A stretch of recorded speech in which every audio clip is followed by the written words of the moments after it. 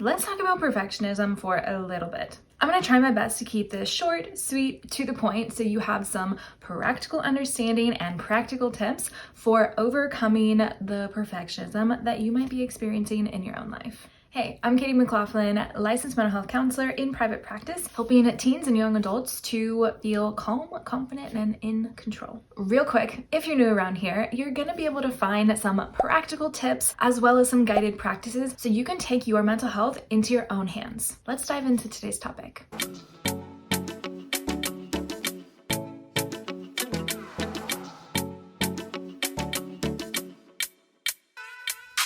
At its core, perfectionism stems from fear or anxiety about something. The root fear can be different from person to person, but some general contributions might be something like fear of failure, fear of disappointing others or disappointing ourselves, fear of rejection, fear of vulnerability, and so much more. Regardless of the root fear of your personal flavor of perfectionism, you are actually able to overcome those fears, leading to perfectionistic behaviors by allowing yourself to make mistakes and engaging in other behaviors that allow you to challenge those fears and those perfectionistic tendencies. Basically, we have to reteach the brain that it's okay to not be perfect, that we are not in grave danger if we make a mistake or if things don't go our way. When we suffer from perfectionism, our brain sees the possibility of making a mistake or not being perfect as an immediate life-threatening danger. But in reality, human beings are innately imperfect. We cannot possibly meet the unrealistic standards that we set for ourselves to never make a mistake or to be the best at everything or to have control over every single factor that contributes to our personal perspective of ourselves. However, if we want to set ourselves free from perfectionistic tendencies, we can intentionally allow ourselves to test the waters of being imperfect. And in doing so, we teach our brain that it's okay, that it's not a danger to be imperfect. This could look like engaging in behaviors or activities which allow ourselves to make mistakes. It could look like creating reminders or affirmations that we write down on little sticky notes and we place them all over our bedroom or our house so we see them every single day. Another practice that we can engage in is when we acknowledge that our perfectionism has been triggered and we are feeling anxious or maybe even angry that things aren't going the way we think they should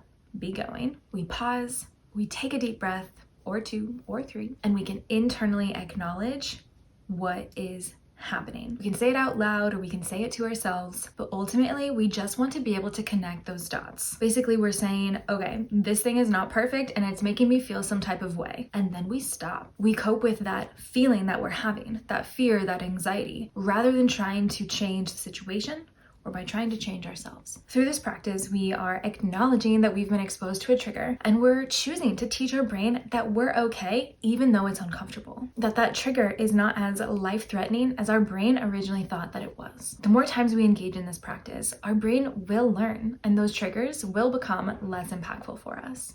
Okay, so I tried to keep this video as short, sweet, concise as possible. So if you have any questions or clarifications, please do drop me a comment down below or join the conversation. And if these tips were helpful for you, just let me know by hitting that like button. Other than that, I hope you guys have an awesome day and I will see you in my next video.